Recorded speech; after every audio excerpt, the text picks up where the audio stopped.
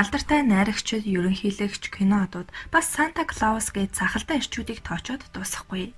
Тэгвэл ирчүүдээс дутхааргүй сахал самбаатай эмэгтэйчүүд ч байдаг ажээ. Өнгөрсөн зуун сахалтай эмэгтэй нэг биш нилээдгүй байсныг олон түүхэн баримт нотолдог. 19-р зуунд явуулын цирк бүрт нэг сахалтай эмэгтэй байсан гэдэг.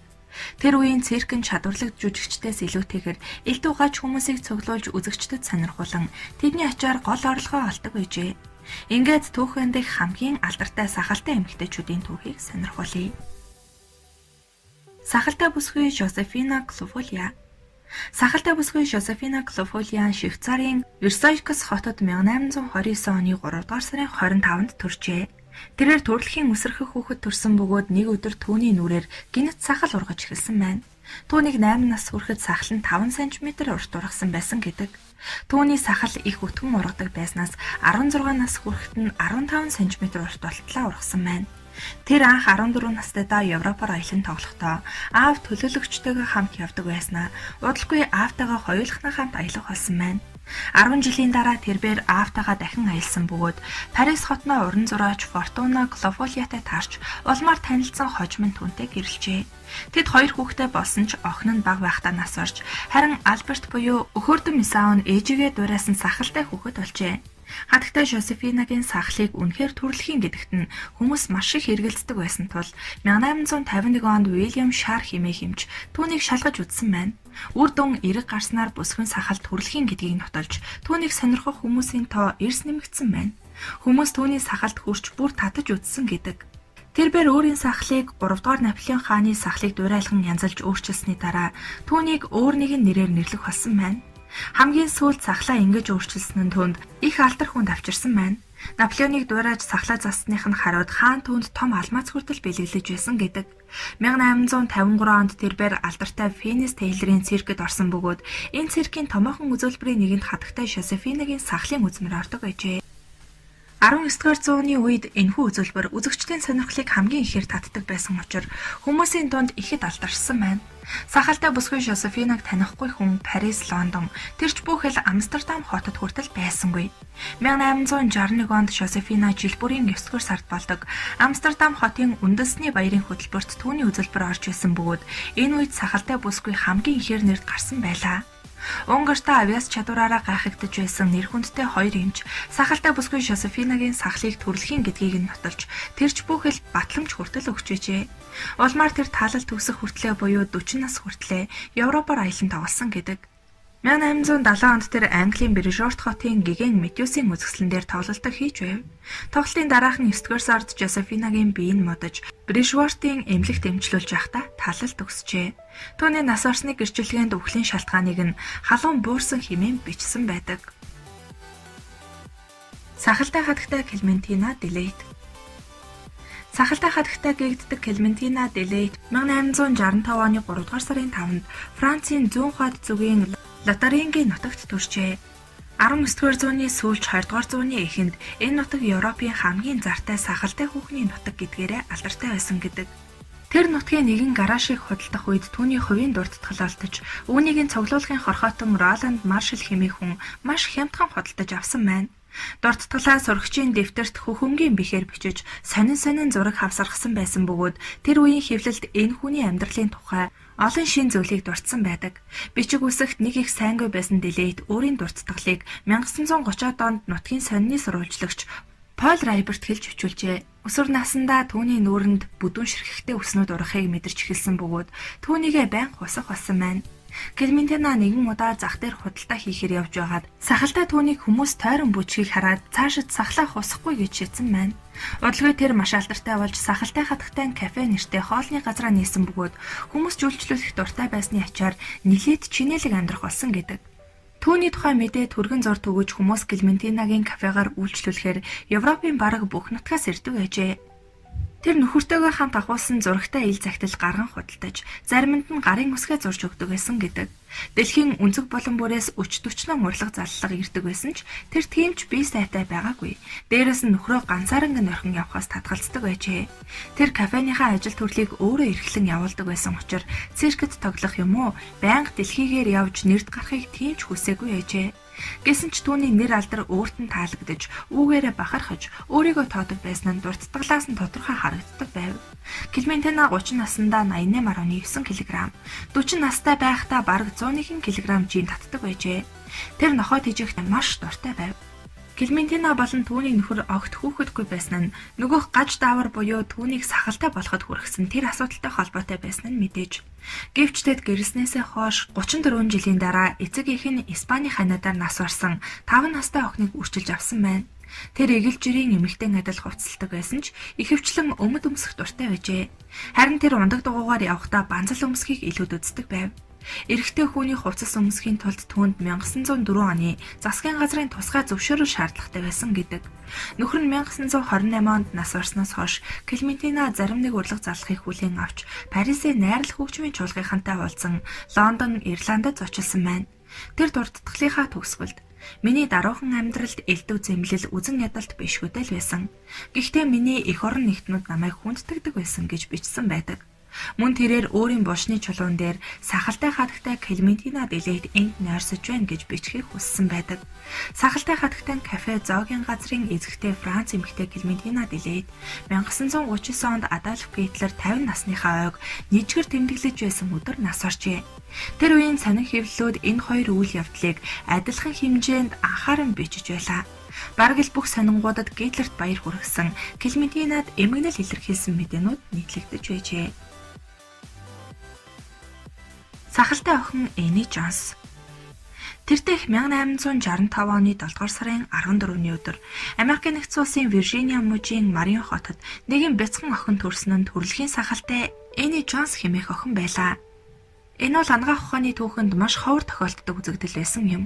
Түүнийг төрсөн даруйд эцэг эх нь хүүхдээсээ маш их хайсан бөгөөд тэдний харцнаас охиноо чин сэтгэлээсээ хайрлан амьдрахгүй гэдг нь ойлгомжтой байлаа.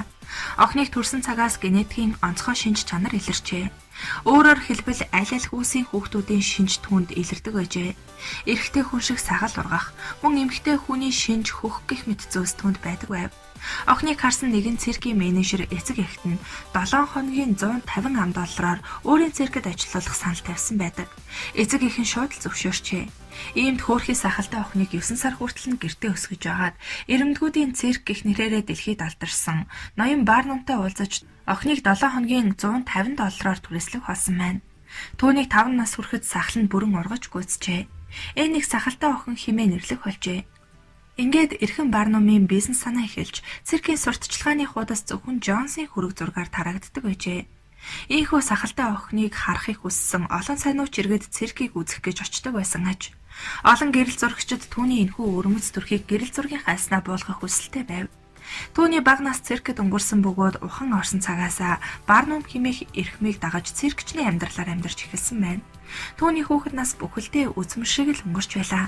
Түүгээрч зогсохгүй шашны хит үзэлтнүүд хөөрхий охиныг бурхан чөтгөр хоёрын аль нь илгээсэн болохыг мэдгээр циркээс нь хулгайлж байсан удаатай. Аз уулж цагдаа нар түүнийг Виржиниа мужийн нэгэн сүмээс амьдаар нь бүрэн бүтнээр нь олсон байна. Энэ явдлаас үүдэн Америкийн нэгдсэн улсын хууль хяналтынхан эцэг эх нь бяцхан охиноо түрээсэлж үзүүлэн болгож мөнгө олж байсныг нь мэдсэн байдаг. Энэ нь хууль хийгээд ёс зүйд харшилж байсан тул хаалттай шүүх хурлын дараа эцэг эх байх эрхийг нь хасан ноён Барнумтай өөрөө гэрээгээ байгуулж чадвал циркэд ажиллаж болно хэмээн өгүүлжээ. Угийн сэргэлэн хийгээд соёлтой залуу болох Барнум бяцхан Эни охинтой уулзраа ололцсон. Хамтдаа ашиг орлогоо тэнцүү хувиан хамтрагч маягаар амьдрах болжээ. Барнум бол түүгээр бизнес хийдэг ашигч ирхэн байсан бөгөөд түүнийг алдартай болох тусам Энигийн хэвлэлийн төлөөлөгч нэрийн дор мөнгө олж амьдардаг байсан ажээ. Энигийн хөгжмийн боловсрал нилээд дээгүүр байсан бөгөөд тэр ч утгаараа хувийн шоуны олон аялал хийж төрөл бүрийн бизнес эрхлэгчдтэй хамтран бас музейд ажилласан байдаг. Насанд хүрэхэд охины өс 180 см-ийн урттай болсон байв. Эни охин бие дааснаас хойш түүний амьдрал эрс сайжран их хэмжээний хөрөнгө мөнгөтэй нэгэн болсон гэдэг. Улмаар Эни дэлхийн олон орноор аялжээ. Сахалтай охин маш олон шүтэн бишрэгчдтэй байсан бөгөөд түүнтэй гэрлэхийг хүсэх эрчүүд маш олон байсан гэдэг. Түүний алдар хүндийн оргил нь 1870-аас 1880-ад онууд байлаа. Тэр 2 жудаа хүнтэй гэрлсэн байдаг. Анх 15 настай байхдаа хүнтэй гэрлэж удалгүй салсан бөгөөд сүүлд өөрийнхөө шүтэн бишрэгчтэй гэрлсэн байдаг. Тэрээр 1881 онд Ричард Элиот хэмээх цирк үзэж байсан залуутай хайр сэтгэлийн харилцаатай болж улмаар гэр бүл болжээ. Гэвч уг залуу огт сахалгүй. Харин бүсгэн сахалтай байсан нь хамгийн юр бусын нь байлаа. Харамсалтай нь нөхөр нь тийм удаан хамт байсангүй. Удалгүй нас орж Энни бэлэвсэн хоцорсон байна. Үүний дараа тэрээр хүүхэд байхдаа хайртай байсан Уильям Донован гэгчтэй 1895 онд гэрэлсэн боловч удалгүй салжээ. Нөхөр нь түүнийг хаяж өөр бүсгүйтэй сун гэр бүл болсноор бэлэвсэрч хоцорсон сахалтай бүсгүй хайр сэтгэлийн хувь заяанда гомдон шаналсаар 1902 оны 10 дугаар сарын 22-ны өдөр Бруклийн цэрийн өвчний хүндрэлээс олж таалал төгсжээ. Викторианы үеийн од Барнум циркийн чимэг болсон циркийн жүжигчин Энни Джонсыг нас орсны дараа түүний хүрэгтэй шуудангийн марк ил захидал худалдаанд гаргасан байдаг. 1785-аас 1925 оны үед Иранд сахал эмэгтэйчүүдийн тэргүүн оёл байжээ. Тэр үеийн ойлголтоор эмэгтэйчүүдийн өтгөн хөмсөв, дээд уруулын жирэгэр сахал нь бүсгүйчүүдийн төгс гоо үзэсгэлэн хэмээн тодорхойлдог байжээ. Ингээд түүхэнд хамгийн алдартай сахалтай үсэрхэг бүсгүйчүүдийн түүхийг хүргэе. Сидония Дебарчи. Сидония Дебарчи бол сахалтай эмэгтэйчүүдийн дундах ганц язгууртан гаралтай бүсгүй юм. Германы барооны ахайтан Сидония Дебарчи 1866 онд төрсөн бөгөөд хүүхэд ахуйгаасаа өөрийн үеийнхэн дундаа хөөрхөн царайлаг байсан гэж яригддаг. Тэр ч утгаараа нөхөрт амархан гарч чадсан байв. Гүнгийн гэргий болж тэдний дээрээ удаагүй байхдаа л өөрийнх нь нүүрэн дээр шигүү ус урахыг анзаарсан байна. Хэдийгээр нөхөрт нь таатай биш байсан ч ахин хөрөнгөч нийтэд болоход эхнэрийнх нь сахал, өөрийнх нь тарган бие хүүгийнх нь одоо байдалд дэм болно гэдэгт итгэлтэй байв. Ингээд нөхөр нь түүнийг сахлах усыг хориглжээ. Үнэхээр тэр гурав хамтдаа нэг циркийн үзүүлбэрт орж баггүй мөнгө халаасалж чаддаг байжээ. Түүний нөхөр нь ч өөрийн хүүхдийн их сахалтай эмэгтэйтэй амьдарч байгаадаа маш их аз жаргалтай байсан гэдэг. Алиса Элизабет Дорти. Алиса Элизабет Дорти 1887 оны 3 дугаар сарын 14-нд Америкийн нэгдсэн улсын Миннеаполис хотод төрсэн бөгөөд гипертрофосын ланугиноса хэмээх маш ховор төрлийн өвчтэй нэгэн байв. Гэвч тэрээр энэ өвчнийхөө тусламжтайгаар хамгийн алдартай баян нэмэгтэй болж чадсан юм. Түүний өсөрхөг нүүр нь хүмүүсийн анхаарлыг өөрийн эрэхгүй татдаг байжээ. Дорти ихээс төрөхдөө бүх биеэрээ дүүрэн 2 инчийн урттай шаргал өстэй, цэнхэр нүдтэй төржээ. Түүний удамд ийм өсөрхөг хүн байгаагүй ээж. Дортиг эцэг эх нь 2 настайгаас нь эхлэн шоунд оролцуулах болсон байна. Хожим нь түүнийг ээж нь профессор Веллерийн хамтлагт оруулж Америкийн нэгдсэн улсын баруун өмнөд хэсгээр аялаж түүнийг сурталчилсан байна. Дортиг 5 настай байхад өс нь 5 инч хүртэл ургаж, улмаар өсвөр наснд нь 9 инч болтлоо ургажээ. Дорти шоу үзүүлбэрийн ажилдаа тийм ч сонирхолтой биш. Тэтгэвртэй гарахыг тэсэн ядан хүлээж байсан ч гэр бүлээ тэжээхийн тулд үргэлжлүүлэн уран бүтээлээ хийсээр байв. Ингээд Дорти 1915 онд шоу үзүүлбэрийн ажилласаа задаг тайлж 1933 оны 6 дугаар сарын 13-нд Техасын Даллас хотод тодорхойгүй шалтгаанаар нас оржээ. Хулиа Пастрана. Мексикийн Хулиа Пастрана бол дэлхийн түүхэнд их алдартай сахалтай үсэрхэг бүсгүйчүүдийн нэг юм. Төрөлхийн гипертрофостой Хулиа бүсгүй 19-р зуунд олон тооны явуулын үзэсгэлэнгүүд дээр гарч европчуудыг албааруулсаар иржээ. Этгээд хачин төрхтэй энэ эмэгтэйг нас орсноос нь хойш 150 жилийн дараа л хүний осоор оршуулсан гэдэг. 1857 онд Лондонд тоглогдсон Европын жүжигчийн гол дүрд нүрээ халахлсан нэгэн эмэгтэй тоглож байлаа. Бүсгүйн гадаад төрх үзэгчдэд таалагдж байсан ба түүнийг халахвчаа авахд хүмүүс зүгээр л гайхалтайгаар нүрээ хувиргаж чадчихэ гэж бодож байсан гэдэг. Тэр бүсгүй бол маш ховор генийн гипертрофос өвчтэй Хулиа Пастрана байв. Гипертрофос гэдэг нь биеийн алга тавхаагаас бусад хэсэгт нь үс ургасан гажгийг хэлдэг ажээ. Нүүр нь битүү үсээр хожигдсан Хулиа өөрийн гаж төрхөөрөө циркийн маш эрэлттэй жүжигчин болж чаджээ. Тэрээр нүрээрээ дүүрэн битүү үстэйгээс гадна зузаан памбар оруул урт сахал маш том хамартай байсан юм. Халт харвал горил сармөгчөнтэй адилхан харагддаг байсан тул түүнийг сармөгчин бүсгүй гэдэг байжээ. Мөн Хулиа 1.38 см өндөртэй, одоо биетэй, тахир хөл биедээ огт зогцоогүй гартай байв.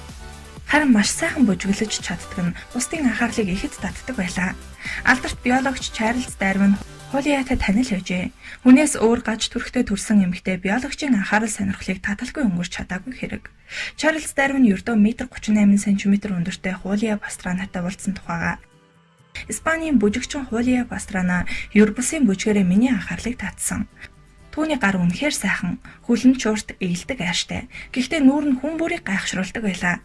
Тэрээр нүрээрээ дүүрэн хар үстэй, эрэгтэй хүний шиг өтгөн сахалтай, том чихтэй, хар нүдтэй, ширүүн харцтай. Жижигхэн дух өргөн хамартай дээр доороо нэгнийхээ ард байрлан ургасан этгээд хоёр игнэ шүтдэж дур булаан бүсгүй химэн түүний гадаад төрх зан араншингийн талаар дэлгэрэнгүй бичсэн байдаг. Хуулиа хэдийгээр өндөр боловсрал эзэмшсэн ухаантай бүсгүй байгаагүй ч нэг биш хэлээр ярьдаг ямар ч сэдвэр бусдтай сайхан ярьчихдаг. Бас гайхалтай бүжгэлдэг найрсаг бүсгүй байжээ. Гаж төрхтэй хуулиа бүсгүй гадаад улс орноор их аялж асар их хөрөнгөтэй болсон ч урт насалж жаргалтай амьдарч чадаагүй юм. Нас орсныхаа дараа ч амгалан нойрсоогүй ба цогцсон цирк лабораториудаар 150 жил дамжин үзмэр болж явсан гэдэг. Сармөгчин бүсгүйн яг хизээ төрсөн нь тодорхойгүй байдаг ба Эспинос нэртэй Индиан бүсгүйн халамжинд өсөж таринжээ. Индианчуудын дайсагналын үеэр тэр эмэгтэй хуулийг санамсаргүй олж хэсэг хугацаанд түүнийг асран агууд ногдож дэрэгдээс нь нэгж алхам холдлогүй асран халамжилжээ. Хуулиа өргөж авсан эхийгээ өөд осны дараа ойролцоох тосгонд очиж ааш зан сайтаагаараа шалгарч амбад захирагчийн гэрт үйлчлэгчээр орсон байна. Хэдэн жилийн дараа хуулиа төрсөн нутаг руугаа явж байх цаантаа Райтс хэмээх Америк гэртээ таарч гаж хүмүүсийн циркт орохор болжээ. Тус цирк одоо илүү дутуу эрхтэнтэй хүмүүсийг тоглолтод оруулж мөнгө олдог байсан бөгөөд Америкэр хуулиагаар хэр их мөнгө олж чадхаа сайн мэдэж байсан юм. Үнэхээр ч Пастрана Нью-Йоркт болсон гаж хүмүүсийн шоуны үеэр алдартай болж цирк болгон түүнийг авахыг хүсэж байжээ. Бүсгүй удалгүй нэрд гарсан хэдий ч Европт түүнийг таатай хүлээж авсангүй. Учир нь англичууд ийм гаж зүйлд бэлэн биш байжээ. Тэгээд л түүний нүрийг нууж баг зүлгэж нүүр хувиргалт хийсэн мэтээр харуулж байсан гэдэг. Хуулиа Оросд хүртэл очиж байжээ. Тэрээр зүгээрч нэг гадаад төрхөө гайхуулдаг байсангүй. Хөгжмийн үзүүлбэрүүдэд ч оролцдог авьяаслын нэгэн байсан билээ. Үзэгчид сахалтай, нүрээрээ дүүрэн үстэй бүсгийн бүжгийн хөдөлгөөнийг биширдэг байснаас гадна нэр нөлөө бүхий эрхмүүд түүний хүлээн авалт үдэшлэгтэй урьдаг байжээ. Эмэгтэй хүнд бүхэл эрэгтэй хүнд ч баймгүй гаж төрхөөрөө хуулиа Пастрана эрчүүдийн сонирхлыг их татдаг байлаа. Кливлендэд түүнийг тоглолтоор очиход эрчүүд түүнтэй бүжиглэхээр дараалан зогсож байсан гэдэг. Хуулиа илдэг зантай, нээлттэй, сайхан бүжгэлдэг байсан учраас эрчүүд түүнтэй харилцах дуртай байжээ. Тиймдээ ч алдартай болж эхэлсэн үеэс л эрчүүдээс хайр сэтгэлийн санал хүлээн авах болсон байна. Гэвч хуулиа тэр бүхнээс татгалзаж байжээ. Түүнд олон эрчүүд гэрлэх санал тавьж байсан бөгөөд тэрээр өөрийг нь элбэг хангалуун амьдрах боломжоор хангаж өгсөн менежертэйгээ гэрлэхийг зөвшөөрсөн байна. Зарим хүмүүс хуулиаг маш баян хос хайж байсан гэлцдэг. Мөн өөрийн менежер Теодор Лентес болж эрчүүдээс татгалздаг байсан гэхинч бий. Мангас шиг харагддаг ч гэсэн сайн бүжиглэж сайхан тулдаг. Очсон газар бүртээ олонний анхаарлыг татдаг байсан болохоор эрчүүд түүнийг ашиглахыг хүсдэг байсан ч байж магадгүй. 1857 онд менежер Лентен түүнд гэрлэх санал тавьж байх үед хуулиа Европсын баян болчихсон байжээ. Тэрээр 2 жилийн дараа жирэмсэлж Орос даялж явахдаа хүүхдэд төрүүлсэн юм. Ээжтэйгээ яг адилхан хүү ердөө 3 хоног л амьдарсан бол төрснийхөө дараа халдвар авсан хуулиач 7 хоногийн дараа Москва хотод таалал төгсжээ. Лент төрөөд удаагүй нас орсон эхнэр амьдарч чадаагүй хүү хоёрынхоо шарилыг занданшуулахар шийдэж Москвагийн хамгийн нэртэй мэс засалчид ханджээ. Москвагийн их сургуулийн эмч профессор Иван Сколовт цогцос занданшуулах өөрийн гэсэн төлөвлөгөө байсан учраас нөхрийнх нь хүсэлтийг хүлээн авч цогцснуудыг их сургуулийнхаа лабораторид авчулдаг санал тавьсан ч Лент зөвшөөрсөнгүй. Харин ч эмчийг шүүхэд өгчээ. Мэдээж Лент нь хуулиагийн нөхөр байсан учраас шүүх түүний талд шийдэн цогцыг эргүүлэн өгсөн юм. Түүнд шарилыг занданшуулаад Оросын шинжлэх ухааны үзэсгэлэнт тавья гэсэн ч тэрээр татгалцсан юм. Хүслээ биелүүлсний дараа Лент шарилуудыг өөрөө нийтэд үзүүлэн бизнес хийх гэснийг нь Оросын засаг зөвшөөрөхгүй байлаа. Ингээд 2 жилийн хугацаанд хуулиа болон түүний хүүгийн цогцос шилэн хоргонд Англид үзмэр болж байсан бөгөөд Лент баггүй ашиг болж чаджээ. Аажмдаа олонний анхаарал буурч эхлэхэд Лент хуулиатай яг адилхан бүсгүйтэй учирсан байна. Тэр бол сармөгчин бүсгүйн эгч хэмээн хэвлэлүүдээр зарлаж эхэлсэн юм. Лент дахин үзэгслэн гаргаж 2 шарилыг амьд сармөгчин бүсгүйн хамтаар олонд харуулга болжээ. Удалгүй 1880 онд Лент сэтгцийн эмнэлэгт хүргэгдэж их хүү хоёрын шарил эгч гэгдэх бүсгүйд нь үлдсэн юм. Ийхүү хуулиа Пастранагийн занданшуулсан шарил 150 жилийн турш дэлхийгээр тойрон айлсан юм. Дайны үед түүний шарилыг Норвегид хадгалж байсан бөгөөд Герман цэргүүд гаж төрхний шарилыг устгахыг хүсэж байсан ч үзэгслэнгийн эзэд уг шарил маш их мөнгө олж чадна гэж дайснуудаа итгүүлсээр авч үлдэж чаджээ. Ингээд Гитлерийн довтлооны үеэр занданшуулсан шарилуудыг Осло руу зууж хадгалж байгаад сүүлд Мексикт аваачиж оршуулсан гэдэг. 1994 онд тус шарилыг Норвегийн нэгэн лабораторид зөвхөн шинжлэх ухааны ажилтнуудад үзүүлжээ. Хуулиагийн шарил 2012 онд эх орондоо эргэж очсон бөгөөд түүнийг нутгийнхан заншлихын дагуу оршуулсан байдаг.